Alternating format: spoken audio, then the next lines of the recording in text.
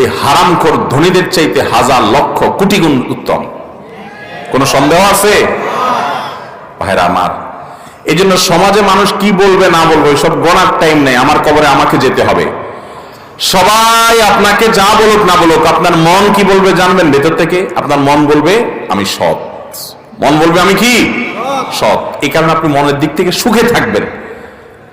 আমি এরকম বহু সরকারি কর্মকর্তাও দেখেছি যে কোন রকম অনেক বড় সচিব ছিলেন, কিন্তু কোন রকম একতলা বাড়ি করে ঢাকা শহরের জীবন যাপন করে দিছে, বেশি কিছু করতে পারে নাই, কিন্তু খুব হাসি খুশি। কারণ সে জানে সে মানুষটা সৎ, ভেতর থেকে তার শান্তির শুধুমাত্র আপনার শান্তির বার্তা সে ভেতর থেকে পায়। অতএব হালাল উপার্জন করা এবং হারাম ছাড়ার জন্য সংকল্প করা দরকার। আজকে বাংলাদেশের সবচেয়ে বড় সমস্যাগুলোর একটা হলো দুর্নীতি।